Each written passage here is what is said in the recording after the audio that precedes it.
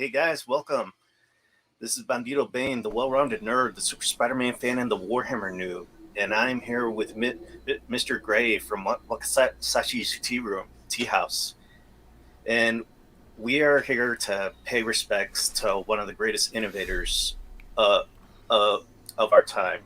He goes up there with the names of Walt Disney, Stanley, Steven Spielberg, and George Lucas. Of course, I am talking about Akira Toriyama. He unfortunately passed away March 1st, and he will sorely be missed. And as soon as as I'm sure many of you know, he's mostly known for his greatest creation, Dragon Ball, but he has also touched the lives of so many people through his other work, such as Dr. Slump, his art on Chrono Trigger, Dragon Quest, and also through other sources of media like Michael B. Jordan, actors such as Michael B. Jordan, bodybuilders, athletes, MMA fighters, all have loved the work that Akira Toriyama has done, and he will his loss will be felt will will be felt. But anyways, Ray, want to introduce yourself? Yes, good morning. Good morning from Japan. It's early Sunday morning here, and good to be on with Bandito Bane. Looking forward to talking and learning more about Akira Toriyama, Toriyama Sensei, who is deeply missed in Japan. And we also have someone else who just came in. What? What's going on here? I love the hat. I love the hat. My Muten Roshi hat. Ohayo gozaimasu, Eric-sama. Domo arigatou gozaimasu. Hai, nanda desu ka? Konnichiwa da. Hi, nani? Yeah. Sorry. So what we also have here with Comics Talk, we have Reverend Sully from Comics Talk and Comics Book Coffee Table. You also would have seen him in Comic Book Aficionados. Occasionally, you saw Gray yesterday. Yeah, he was in Comic Book. I was on there, yeah. So I was late to bed last night. It was finished about 2 o'clock, 2 a.m. my time. Yeah. But you have the place to yourself, and and congratulations on your daughter graduating college. Yes, yeah, I saw that. Congratulations, bro. Thank you very man. much. Thank you. Man, cheers, man. She did it herself, but she had great parents and guided her along her way. You know what I mean? Cheers, man. Yeah, that's great news.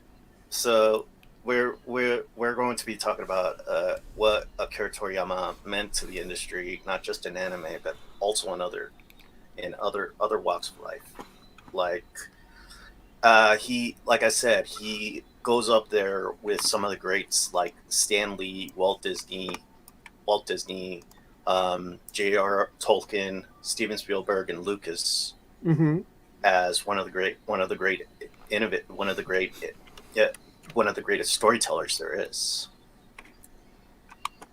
And I think like one of his best his best qualities was his storytelling and this mainly goes with the hero's journey. With almost every story he tells, he'll bring up the hero's journey. And are you familiar with the hero's journey? Me? Yeah. Very familiar, but I mean, I'm just like kind of like catching up peripherally, like just a lot of people with Toriyama's vision, they kind of overlooked Dr. Slump and Ariel. Yeah, and this was the one that basically got him on the map. Yeah, he became a mangaka with Dr. Slump. That started in 1980 in Weekly Jump. And Weekly, Shueisha's Weekly Boys Jump, and so Toriyama had like a few going on. Like he had two, then he had Dragon Ball going on. So he had two premier like titles in the Weekly Jump, and just like I'm just like he's impressive. And then just I'm go ahead, one. I'm sorry. Yeah. I think I felt like And also, and as you were saying, some of the titles that he came up in the past are just now getting recognitions, like the manga Sand Power or I think it was Sand World. Sand World is starting to get recognition because it's getting its own anime adaptation later this year, and it's getting its video game adaptation. The Sandland, the Sandland.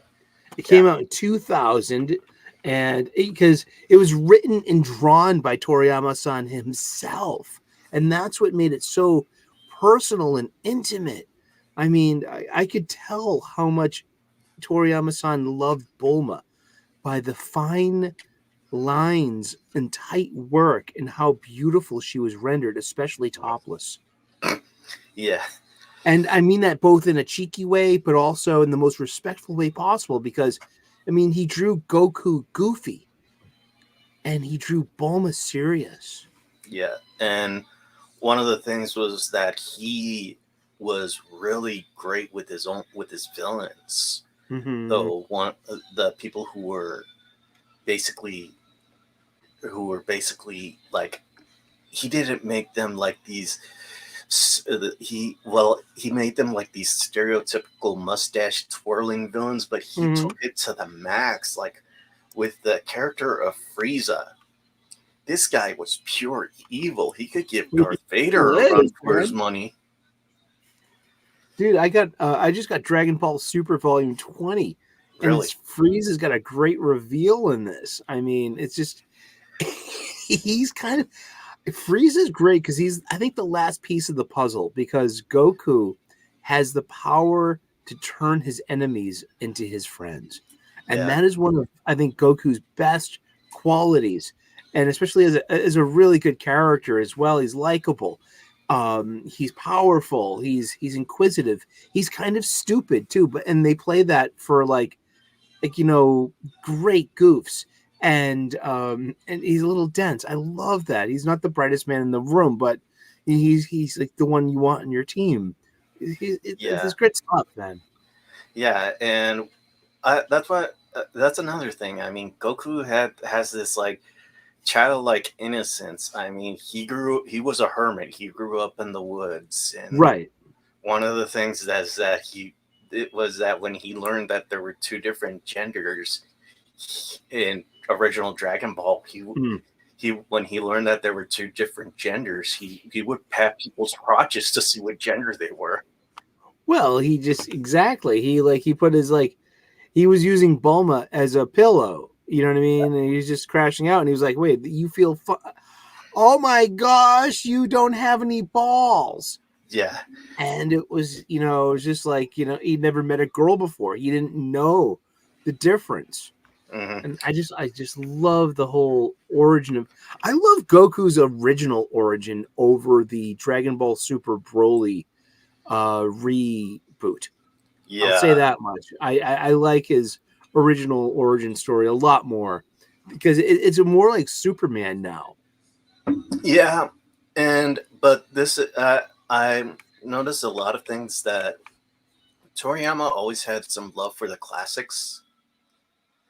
And he would actually take some inspiration from different genres and try to put it into his own art. And like with what Eric was saying earlier, that Goku's new origin brings similarity to Superman. It shows that he actually has a deep respect for the character of Superman.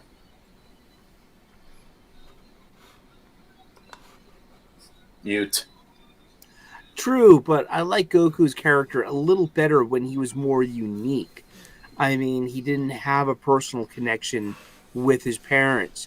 There was Yeah. no kind of weird. There's been some kind of forced thing over the years to include Bardock into the Yeah. picture to make it generational. Like he was, and I liked Bardock better when he was like Han Solo in the first generation. You know, he shot Greedo first. You Yeah. know, there was a kind of like an all or nothingness. He was pure Saiyan, and Yeah. he thought more like Vegeta than he would Goku in a way. You know, or even Raditz. You Yeah. know. There's a reason because of that. Because Bardock was originally a Toei creation. Mm-hmm. He wasn't created by Toriyama. Oh, he's one of those ones for strictly for because the movies. I mean, movies Yeah. 1 through 13 in the original run, Yeah. they were all superfluous.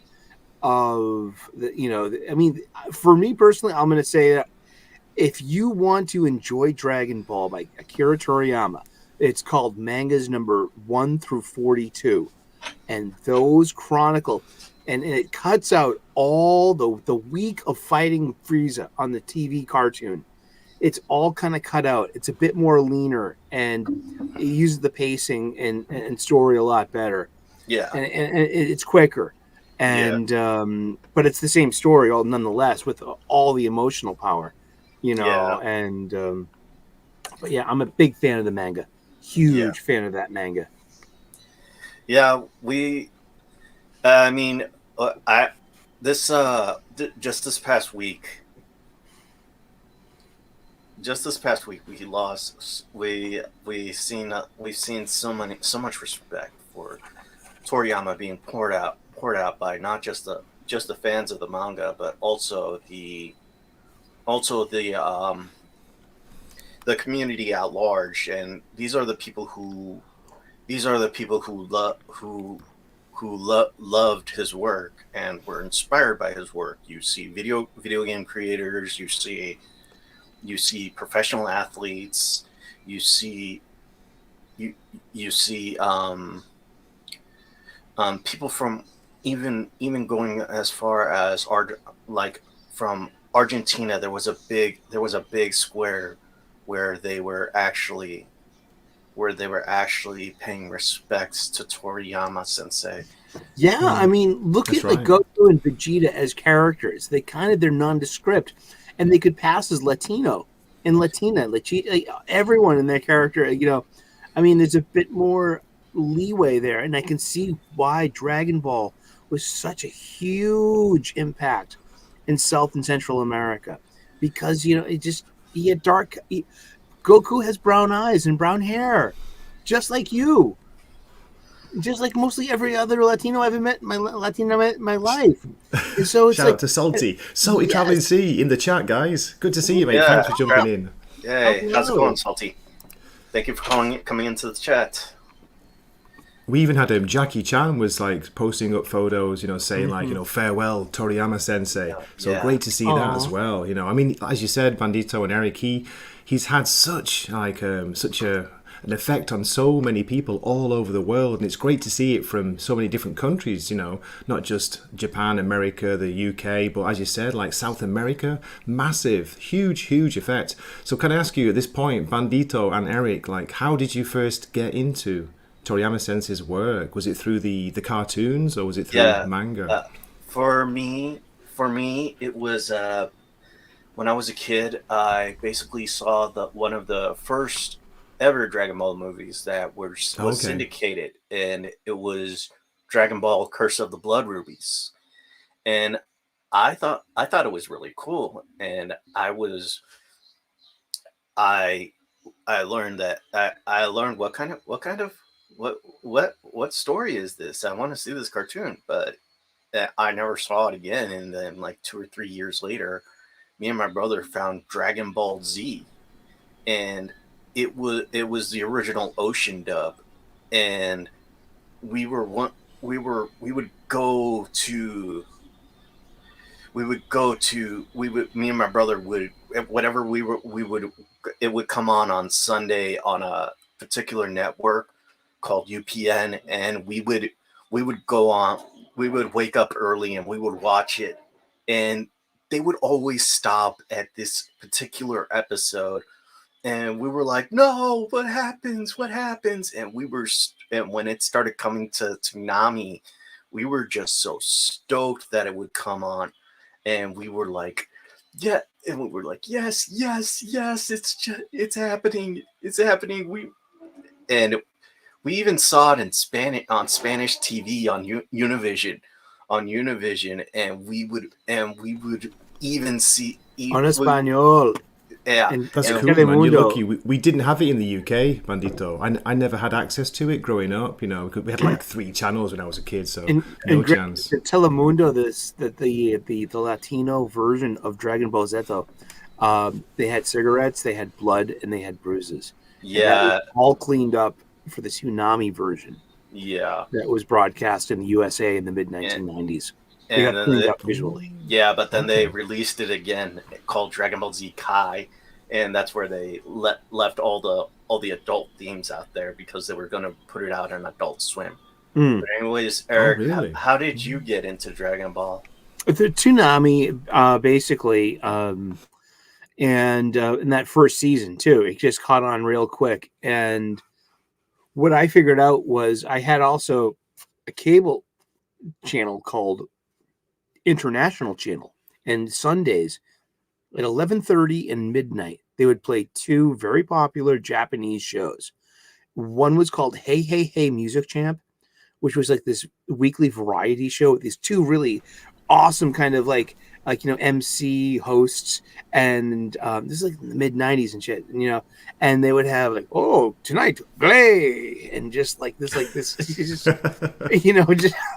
90s bands, and there was like, it's Japanese pop culture. It was really cool, man. Yeah, And then they would show Dragon Ball Z, and it was the Trunks Cell saga, undubbed, all in Japanese with all the original music and all the original music prompts, and the little just a little everything, the ending credits, Yai Gohan do Zenkai Bawa, yeah, it was cute, man. I love that shit. yeah.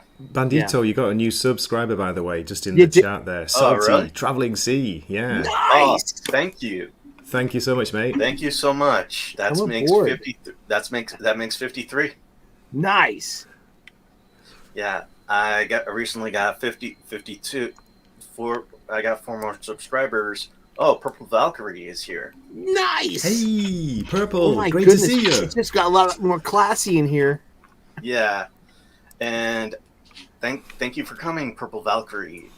We are all paying. And for those of you who are just checking in, we are here to pay respects to Akira Toriyama, the godfather of Dragon Ball Z, and basically the father of shonen anime, of shonen jump culture. And if any of you have a story to share on the chat, just put it up, and I'll just type it in and I'll put it up. And okay, so you were saying how, Eric, I have a good story. My favorite. I'm gonna give you my favorite Eric's Dragon always Balls. got a good story. Here we I go. got a good one. Yeah, thanks, man. I like Gray. Gray and I get along. We are beer brothers, by the way. Bandito. Exactly. We become across the dude. world like international beer brothers. Gray brothers, I mean, Yeah. I have a pint of Guinness just for you and one for me. That So makes jealous. sense. Don't be. I'm having it for you. Don't worry. Yeah. And all right, I was in Quebec City in 2001. Quebec City's beautiful. It's the closest I've ever been to being to Europe, like continental Europe. It's got all that classical feel of it's a French culture. I was staying at I was staying at the Hotel Frontenac, which is it's an old chateau.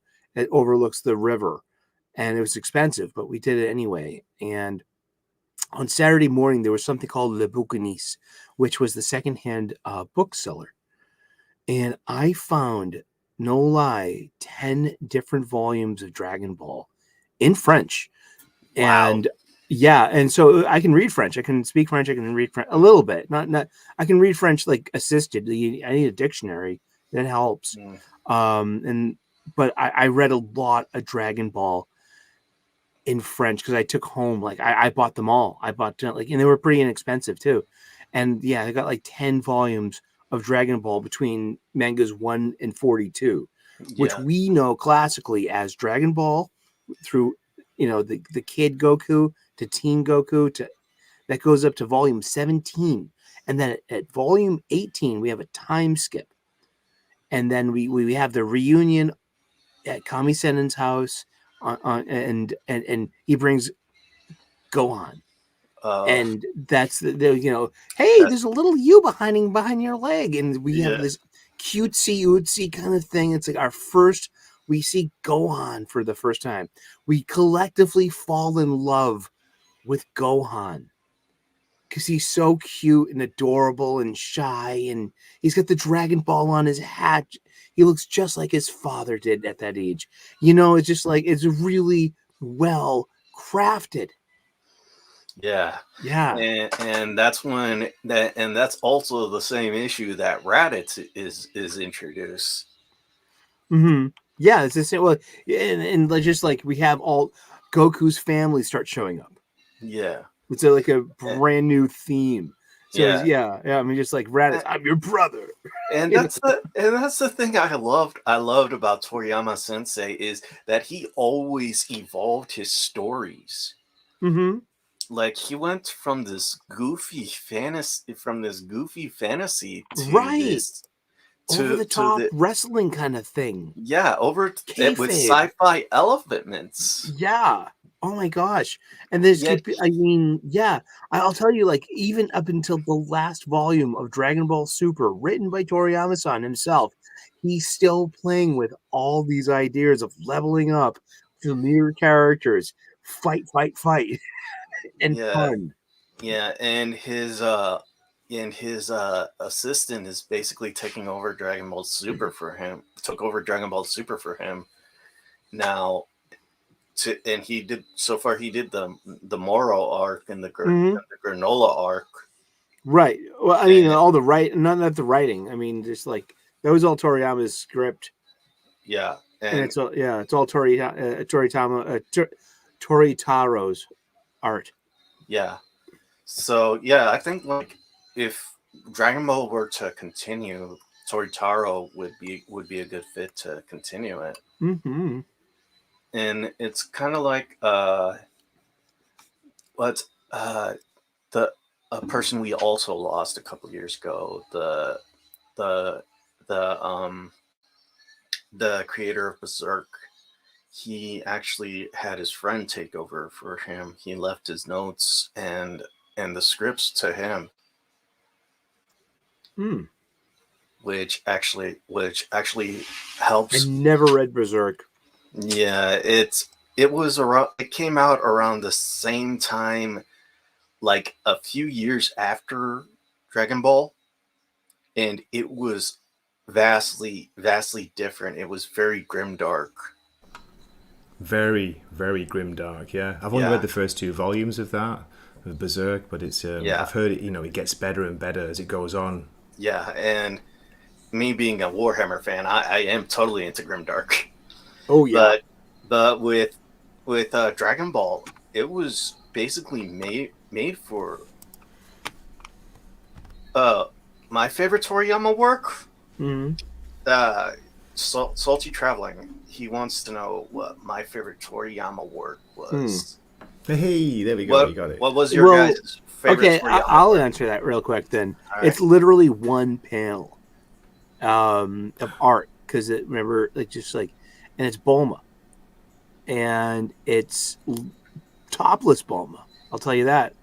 And it's the fight between Yamcha and the Invisible Man, and Yamcha was getting pantsed by Invisible Man until somebody had the great idea of like, let's raise Muten Roshi's blood pressure, and he'll have a bloody nose if he sees Bulma naked. His blood just drenches the Invisible Man, and then Yamcha does Wolf Fang fist, boom, boom, Yeah, boom, I remember and that. beats Invisible Man. But it's like you get this perfect like, boom up with this like bust, and she's like looking down like, oops, like what?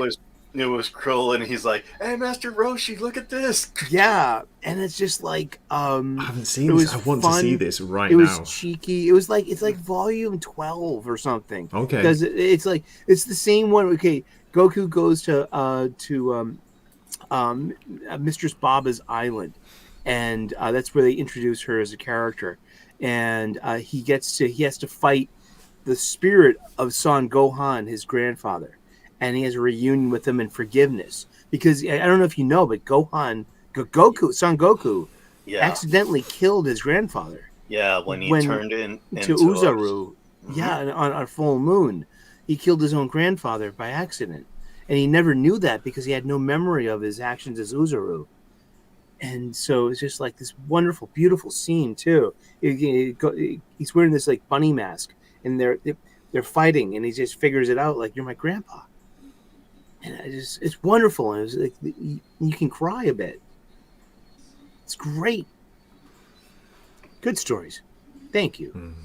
Fantastic panel work. He's a sensei, of course. He's a great teacher in how to draw comic book panels, how to draw action. The way he guides your eye across the page, it's just like a masterclass.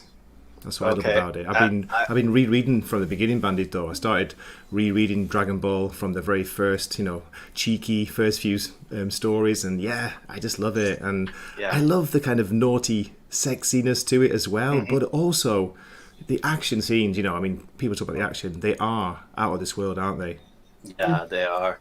And like, I would have to say, like, my favorite work from Akira Toriyama was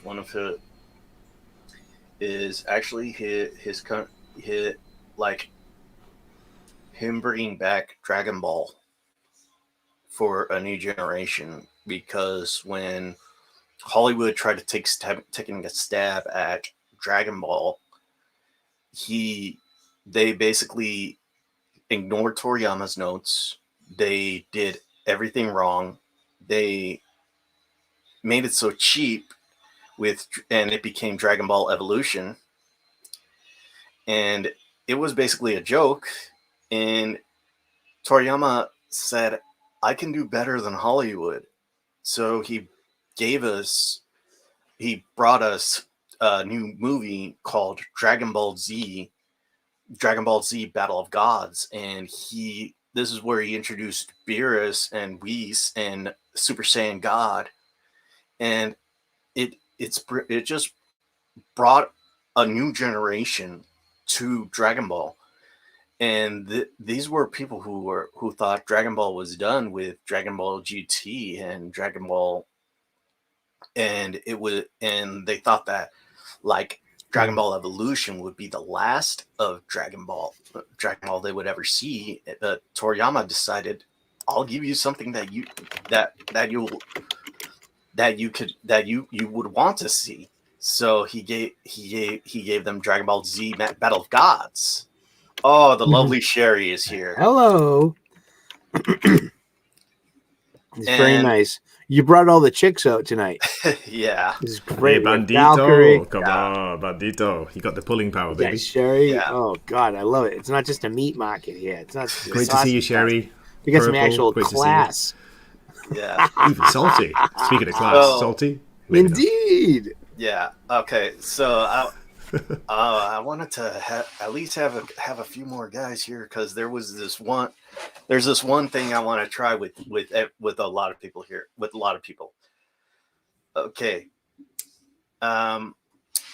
Now with some of the characters that Toriyama Sensei created, he created them using puns.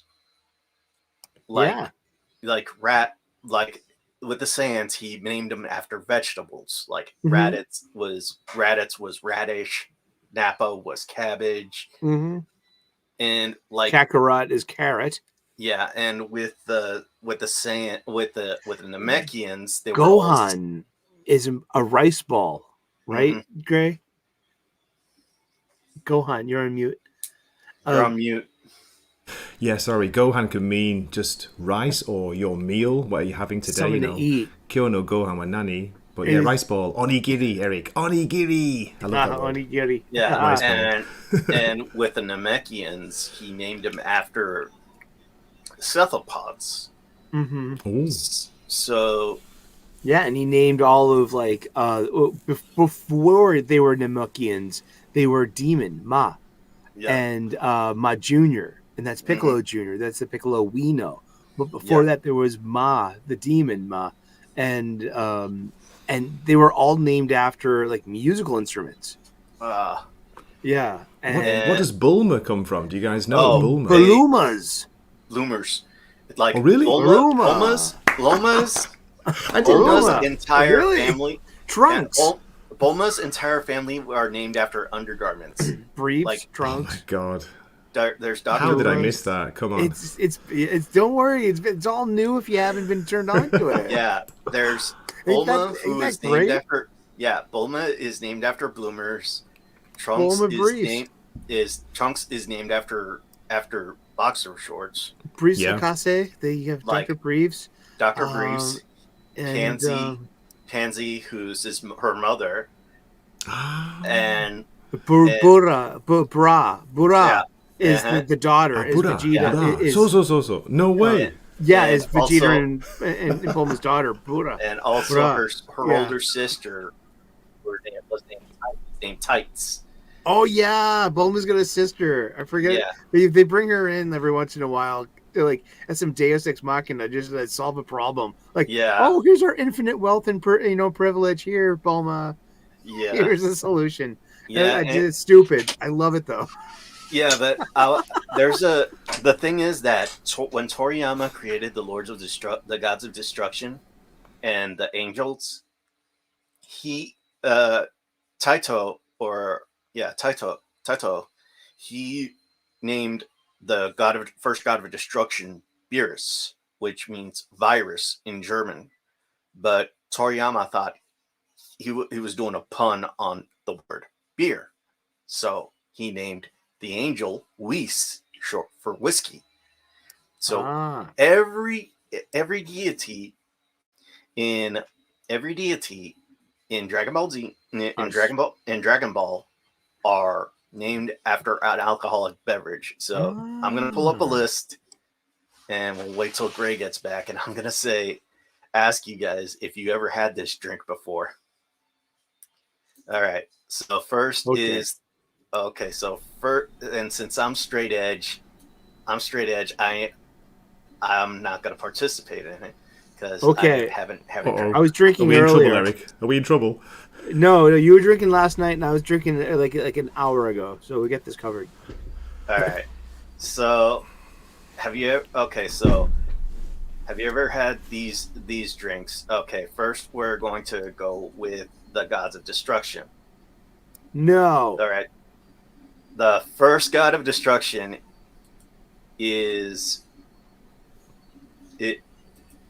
The first god of destruction is named Iwan, and his name comes from a play on words of wine. Have you guys? So I'm gonna put that as. Have you guys ever had wine? Oh yeah, bunches of times. Okay. About 8 hours ago. I don't like white wine, but I like red wine a lot. Right.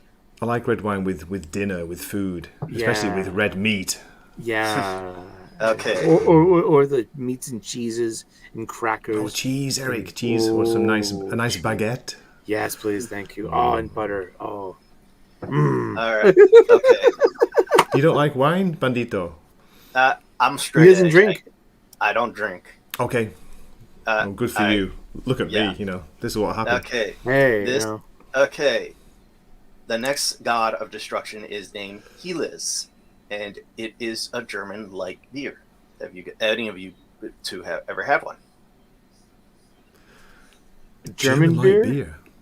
I think I had a Knock Pilsner last night, 3 of them, while I was watching Dune Part 2 at the movie theater. They Really? sell beer. Oh, Yeah. really? Oh Is it any gosh, I good? spent $60, almost $60 at the movie. It was $15 for the ticket, and it was $11 per bloody beer. And come on, do the math. I almost spent $60 last night at my movie theater, just Was it You can on any? get me. beers Was in it the any movie good? theater in Japan as well. Oh my Was it any goodness, good? it was great. I had a Yeah. great time. It was All right. Dune Part Two. It Bandito, you was. have to watch his not his live stream, but his recorded Oh, stream, his review of I'm Dune 2. drunk. It's awesome. Thanks, All man. right. Okay. I can't wait to watch it again. I missed so Yeah. much. I had to get up and pee 3 times, man.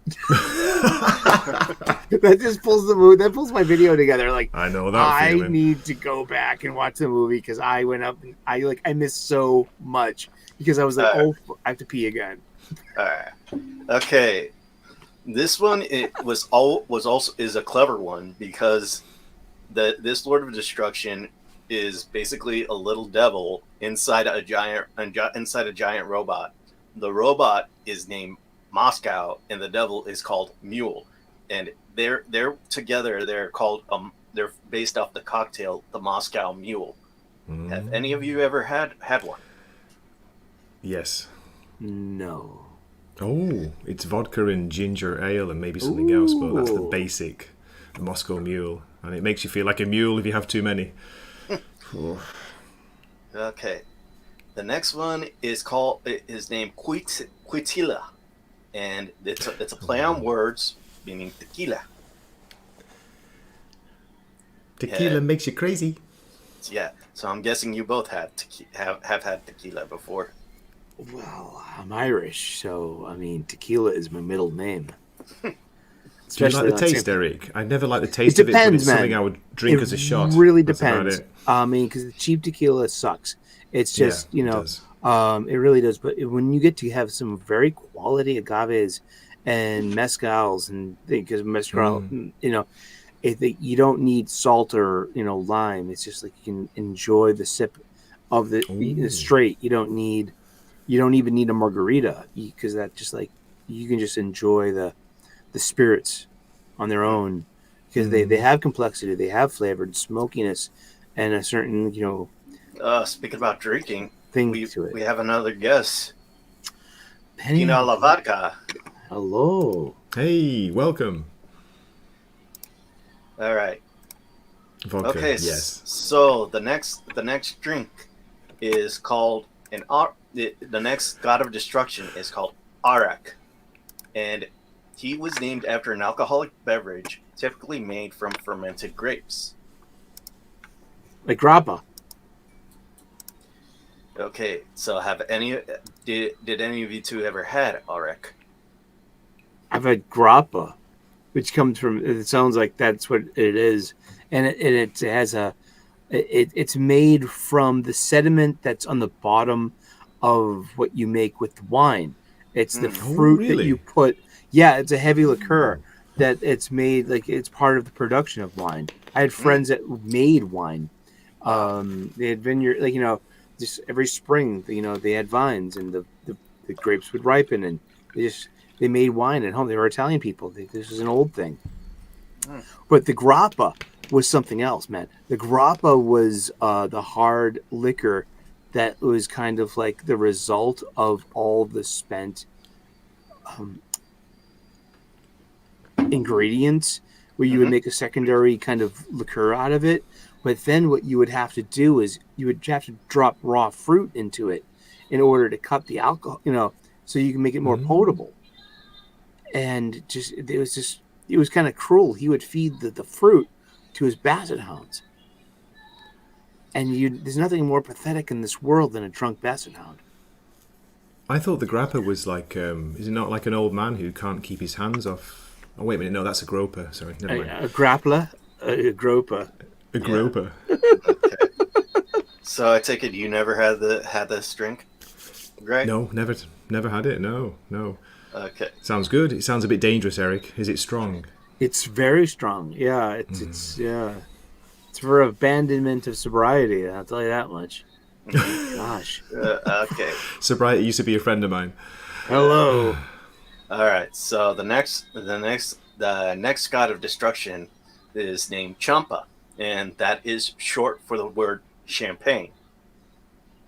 Ah, these were the gods of destruction that were in the multiverse. Yes. Budokai. Yeah. Okay, yeah, and this was Champa was Goku's final adversary. No, Champa was Beerus's brother. Okay, the chubby cat. Yeah. Okay, all right. Yes, now I remember. Yeah, exactly. Yeah. Thank you. All right. So, have you? I take it both of you had champagne once in your life. Yes, real French champagne too, because some things are just sparkling wine, but real champagne is from the Champagne region of France, where it is authentic or it is merde. That means shit. I'm just a poor boy. Nobody loves me, so I can't really afford champagne, but I have tasted it in my life. Of course. Yes. Yeah. Okay. The next one is named liqueur, and I guess it's liquor. So liqueur. So that's a point for both of you. Maybe. Yeah. So the Do next you know, one, Bandito, Eric, in Japan, there's a cheaper version of beer. Okay, it's Really? called Happoshu. It's basically got less hops in it, so it's produced much cheaper. And it says in katakana, it says liqueur on the can, so not beer, but liqueur. So that's how you know. It's like, this is cheap. Wait a minute. Oh, it's not real beer. It's kind of watered down or flavorless beer. all right. So the next god of destruction is named Sidra, and it is cider in Spanish. That shit will give you a hangover. The worst hangover I ever had was from cider. I will never drink. Cider was new on tap. It was in Boston in my early 20s, hanging out with friends. They were Irish too, because they were used to drinking cider because they grew up drinking this shit. And I went we got wasted, and I never had a more hideous hangover because it's all sugar, man. It's all it'll dry you out from the inside out. Oh God, I just remember that was like over 25 years ago. I still remember that visceral reaction. It's very popular in the UK, United Kingdom. There's many kinds of cider now. It's become a little bit like what do you call it, craft beer style. So you can get it, and it reminds me of an old song. I don't know if Eric will even know this, by the Wurzels, called "I Am a Cider Drinker." That's how it goes. Ooh, I like this new design. It's kind of cool. Hello. Yeah. Touching buttons, it's good. I mean, you know, getting to know your live stream. Yeah. Put me on the bottom, buddy. To put Eric on top, so I can grope him, because I'm a groper. Oh no, that's grapper, isn't it? Grapper, sorry. Wait a second. You need consent first, there, Bubba. Where are we? Hey, waka waka. Oh, do the kancho, the Japanese kancho. The kids love this kancho. Yeah. Don't even ask. Don't even ask what it is. I've seen Naruto. I've seen anime. I know what it is. Okay, so sure, you know that, yeah? You know it. Yeah. It's crazy. Yeah. Okay. The next one is called. The next guy is called Rumshi, and his name basically means rum. So I take it you both have had rum at one point in your lives. Yes, rum is very nice. Can be. It's best mixed. Good rum can be sipped. It's literally historically it was the price that you would pay for slavery. There was a triangle. Rum came from molasses, which you would exchange for slaves, and then again for rum. And that was like this production triangle of the Caribbean and the Americas, from in colonization, from like the 1600s to the 1900s. Yeah, pretty much. Wow. I love history. I'm a huge history buff. So yeah, that's rum. Rum is an American thing. Yeah. Okay. So, and the final god of destruction is called Jin, which is play on words for Jin. Oh, gin is wonderful. Oh, gin is Really? made from juniper berries, and that's what gives it its distinct flavor. Now, there's vodka gin and there's just gin, but they're like, juniper berry gin, and that's it. It's a nice distilled spirit. It has a unique flavor, and it plays well with certain things. I love gin martinis. Yeah. So much so, I felt my alcoholic destiny arising every time I drank them. So I do not drink gin anymore. Really? Seriously. Yeah, it's that good. Oh, gin is fucking amazing.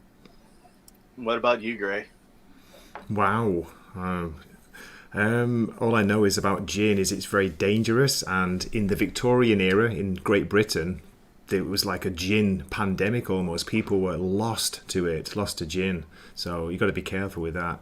And Eric, I got to say, is it your mother is a hamster and your father smells of elderberries, not now juniper berries. Now go away, or I shall taunt you a second time. I told him we already got one. Okay. We lost you, Bandito. We've lost you. Yeah. No, we did. No, I saw. I know what it is. What's that? Monty Python and the Holy Grail. Yeah. What a great movie that Already is. got Crazy. one. Never He says he's already got one. Now, after the sun goes down, me, you, and Lancelot will come out from the badger. And Eric, do you think Bandito is trying to tell us something with this talk of alcohol? No. We are lost, aren't we? We are lost. This is the We are gods of lost. destruction. I mean, And- it's thematic of Toriyama-san's vision. He was always using theme with us, and so this race, usually races or certain peoples, have a consistency, such as like the Briefs family, or Vegeta, the planet Vegeta, Prince Vegeta, which means vegetable, and all the way down with all the vegetable puns with the Saiyans, and then Frieza, Kula, Cold, the whole thing with Vegeta. Yeah, I remember. Yeah, and this then Bibbidi Bobbidi and Boo. That's from Cinderella. Those are magic words. Yeah, and this is another thing that Toriyama. Yes. This is another thing that Toriyama said. Like Toriyama, since he was bringing in magic into or a better type of magic into Dragon Ball Z, he decided to name one of the wizards Bobbidi. Yeah, and the main bad guy was named Boo. Right. Bibbidi Bobbidi Boo. Those are magic words. And those are entrenched into culture. That wasn't even Japanese culture. That was Western culture. That was Cinderella, like what, 1953 or something? Yeah. But it's animated, and it's just so part of like our pop culture that it transcends borders. Yeah. Bibbidi Bobbidi Boo. Well, I know that song from teaching English in Japan. I got it on an English song CD in Japan. I didn't even know it before then. Cool. That's crazy. Yeah. Wow. And I mean, you have the first wizard Bibbidi, you have the second wizard Bobbidi, and then you have Boo, the main bad guy. So Bibbidi Bobbidi Boo. So yeah, this was one of the things that Toriyama always had with his names. He would always make a sense of fun. Yeah, with everything that he did, he would always have this sense of fun and humor, which would make people, which would not only give people a good laugh, but also like have people steady where that name came from. I mean, like I said at first. Oh, sorry, I don't know if you could hear that, but What, your stepmom's music? Yeah, Nothing. We can't hear that at all. she's cleaning the house, and she has her little radio all over. Of course, because at least you're not waking her. You're not getting into trouble by waking her up in the morning Yeah, anymore. That's nice. All yeah. is good. All is good. So yeah, I mean, but there's another thing that Toriyama had a big influence in, and that was video games. I never played Chrono Trigger. Did you? No, I haven't. I had a Sega Genesis, not a Super Nintendo. Me But too. I did play Dragon Quest. I always wanted Chrono Trigger when I first had my SNES back in the day, and I finally got it recently in Japan. I just Really? play it on Steam. Got the Steam version. Oh, Ooh, look at that, Eric! Ooh, This is Dragon Ball Ultimate Battle 22 by Bandai for the PS1.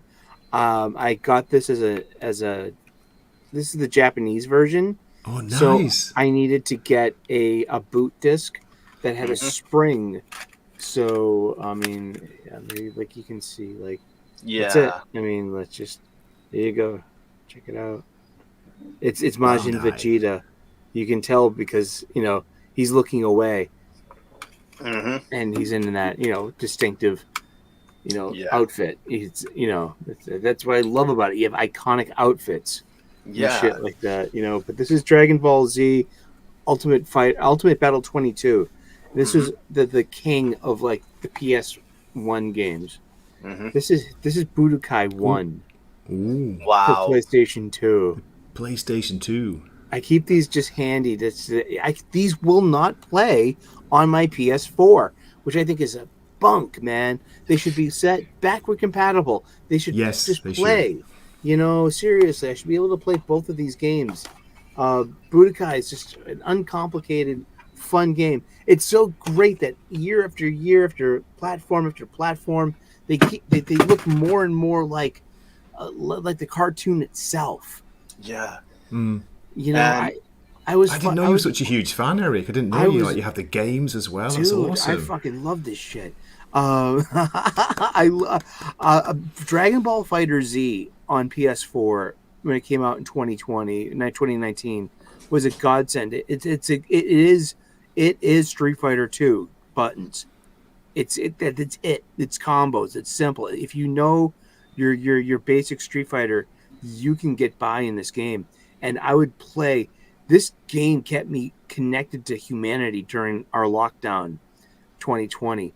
I played really? the shit Nice one. out of Dragon Ball Fighter Z online, Yeah. and it was amazing.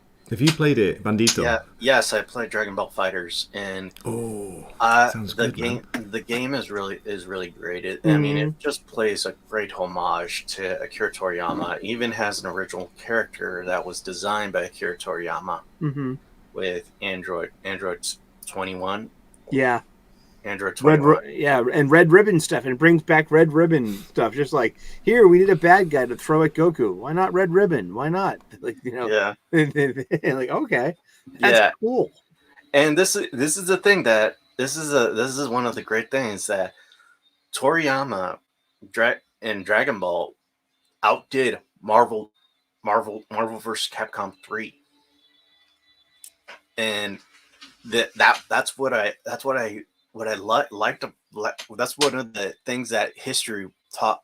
That was great about the game, is that it gave us this fast-paced, combative style that people loved with the Marvel games, with the Marvel vs. Capcom games, and they didn't skimp on any of the 3v3 styles, or they didn't cut back on the roster.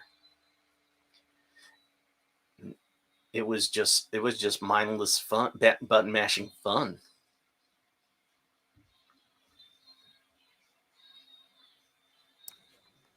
What do you think about GT?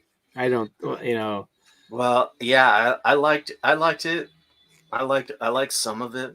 I mean, I think there's things to like about it. Yeah, I like Super 17, the design of the character. That was pretty Yeah. hot. I like Yeah. Super Saiyan 4. That's a Yeah. really good Oh, design. yeah. You know, Like when they started doing where the Dragon Balls were coming to life. yeah, Yeah, and that was kind of over. Yeah, I thought they were reaching. They were just that was their jumping the shark moment. it's like the Dragon Balls come up in itself. It's like, you guys have pissed me off for using me for wishes for so long. I'm going to fight you now. Yeah. Oh no, I lost a Goku. Yeah, but that was basically supposed to be the end, the official end to the Dragon Ball series with Dragon Ball GT, and Toriyama didn't want to do any more other Dragon Ball. He wanted to basically do his other works. So he basically let Goku sleep for a while.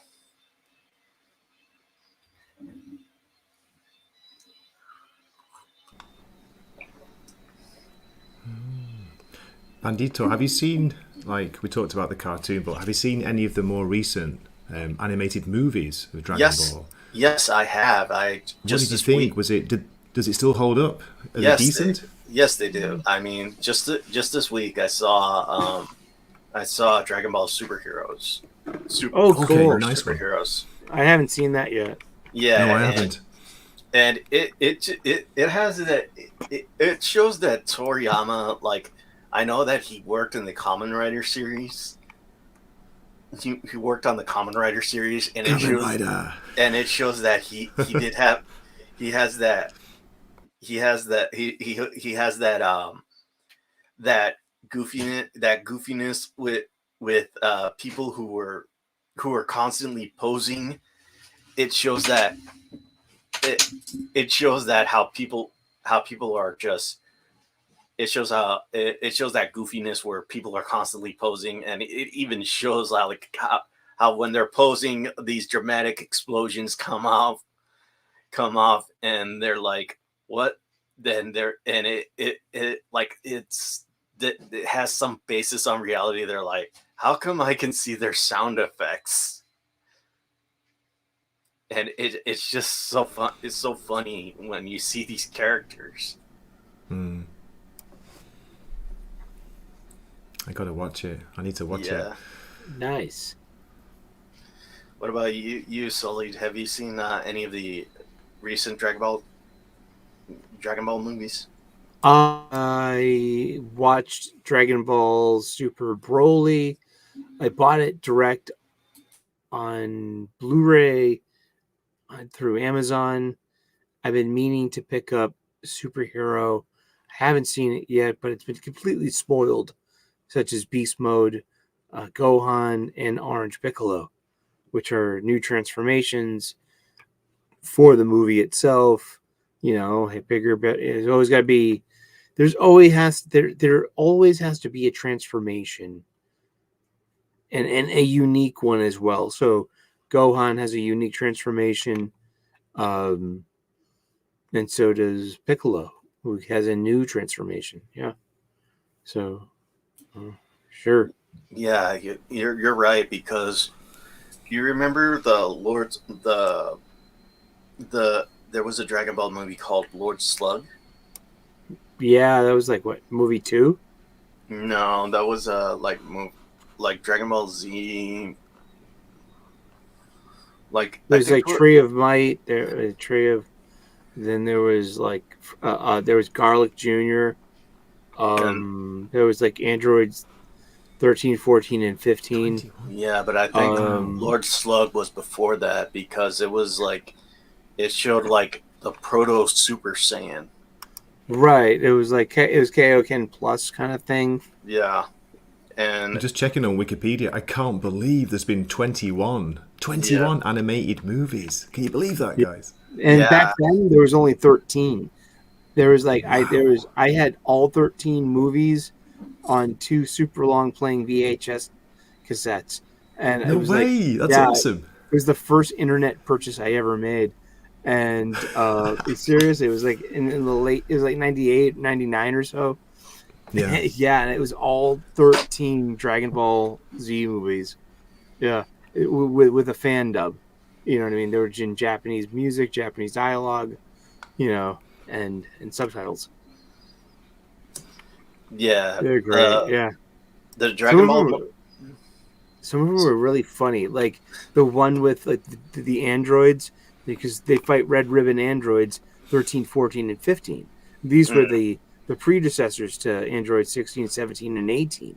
They hmm. come out, with the Dr. Zero, that whole. I love that stuff, Yeah. and but it's got this great ending where you have Piccolo and Vegeta, on a piece of iceberg, and they're on opposite sides with their backs to each other, and they're just mulling over something stupid.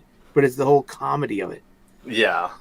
and this really nice light moment at the end of it, like they're trapped on an ice cube together, waiting for their powers to come back to fly out, fly away. But until then, they don't want anything to do with each other.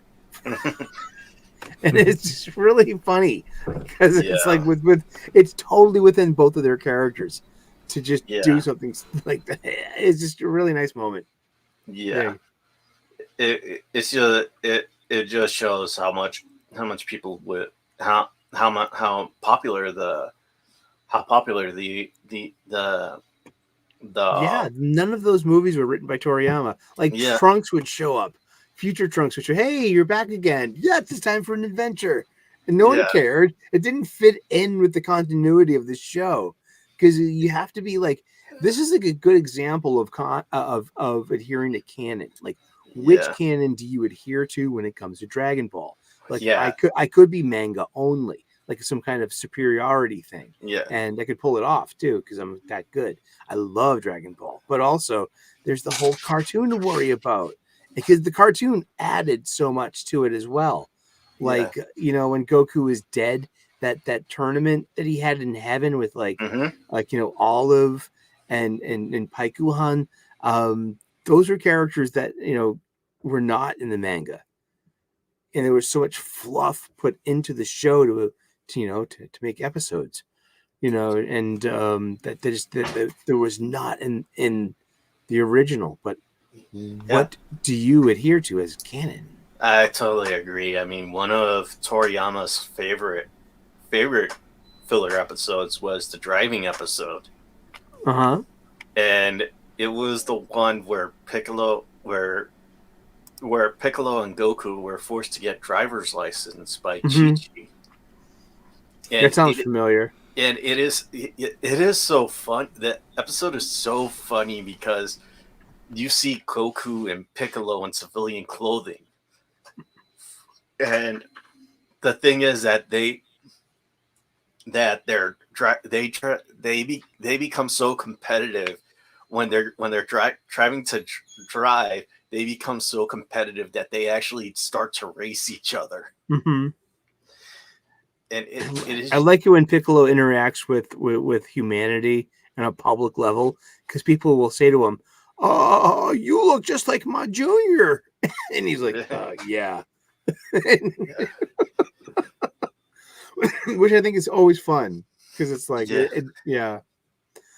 It's always it's all. I mean, I've always loved the Dragon Ball, even the filler episodes. They're always such a blast.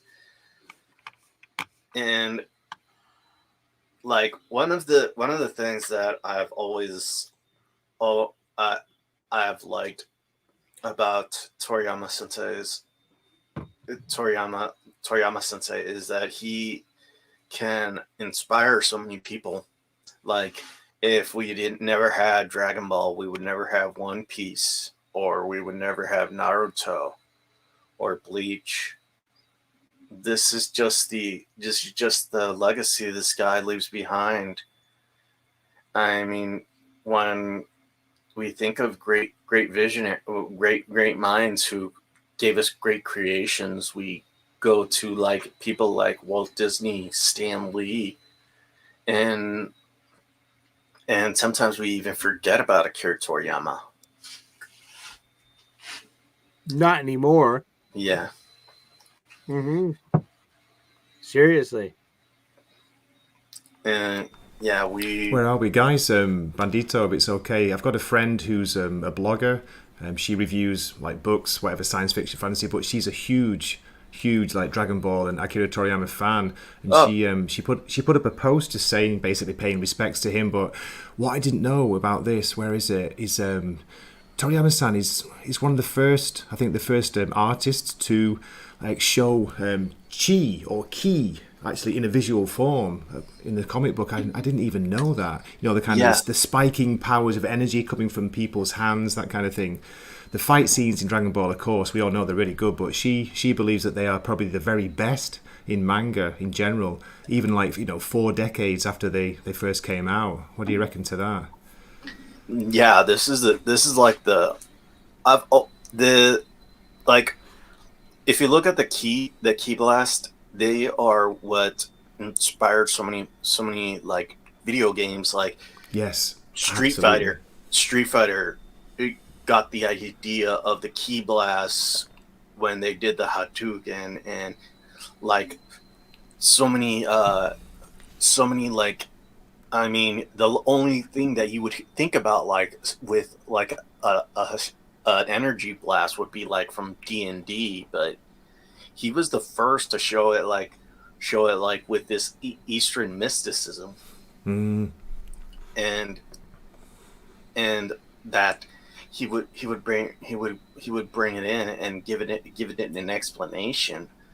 I mean, we see this and we are like thinking that we see this powerful Ki Blast, and we think how it was one of the greatest things that inspired people that would have them like it's like when Luke Skywalker pops open the lightsaber for the first time. That's like the first time we ever see Goku do Kamehameha. It'll inspire. It opened the eyes and inspired so many people with that one scene.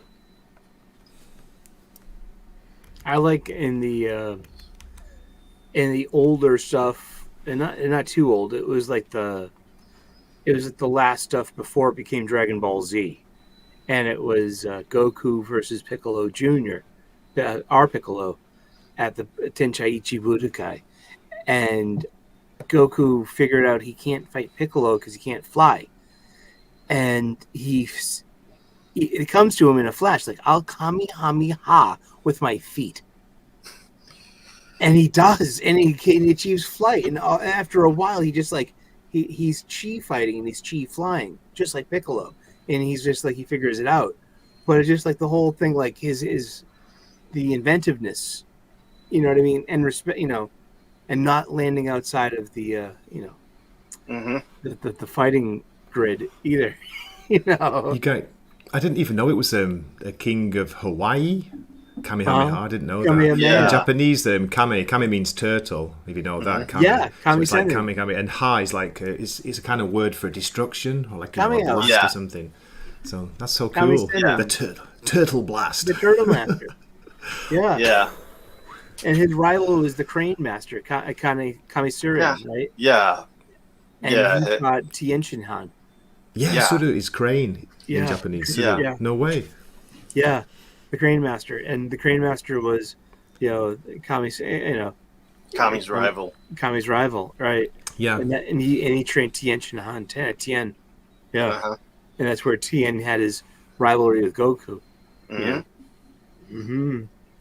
Yeah. And Tien is descended from dragons and those mountain people, and that's why he has the third eye. And that comes from his dragon, ancestry. So he's not fully human. Mm-hmm. As we know it. Yeah.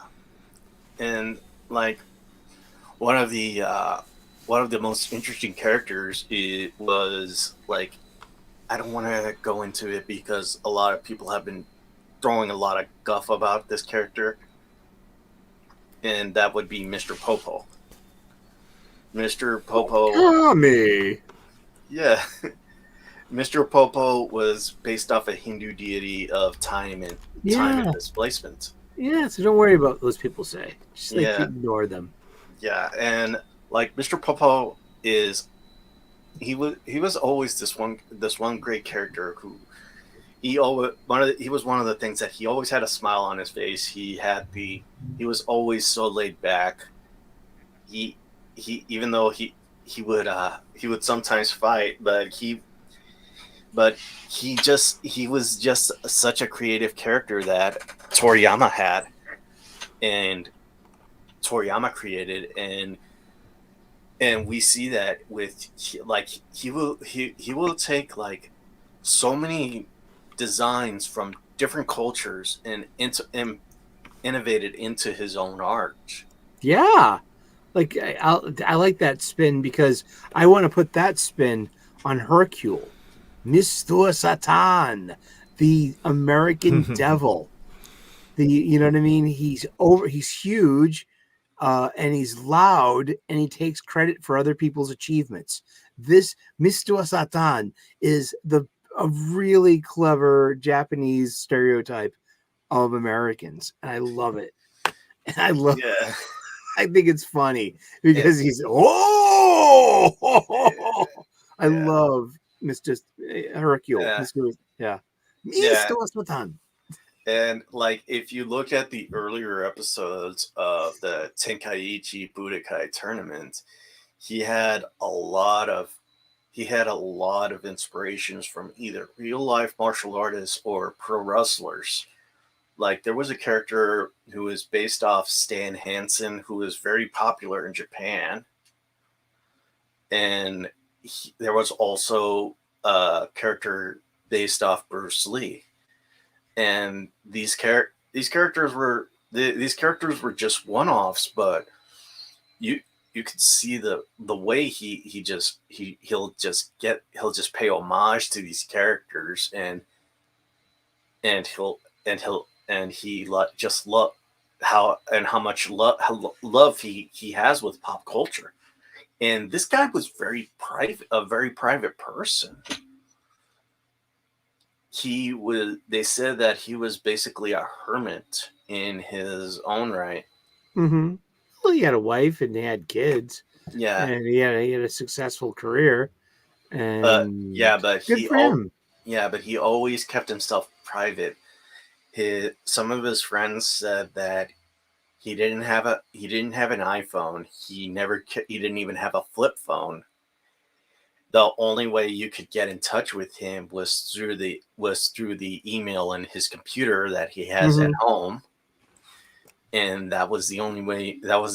He was a very private person. You'd have to like get in touch with him months in advance to set up an interview.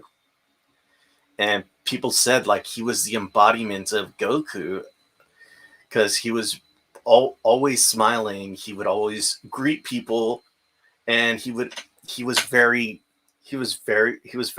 a friendly guy. But he always liked his own privacy, like Goku does, because he lives up in the mountains and he only wants to train and hone his craft, kind of like Toriyama stays at his home and wants to hone his craft. So a lot of people were saying that he's being Goku.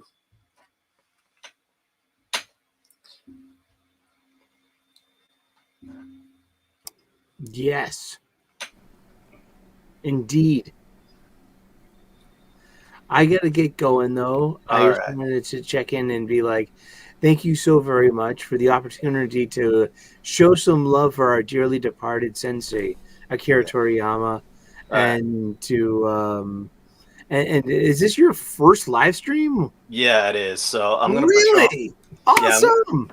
I'm gonna put you on layout and let yourself be. I'm gonna let you see how it works. I'm gonna let you say a few words before you leave. I thank you. Pressure. Hello. Hi there. I'm Reverend Sully, and I have my own station. It's called Eric O'Sullivan, and I do what I call the MGTOW Morning Show. You can catch up with all the incels and learn how to stop that stinky thinking. I also do comic book culture show twice a week.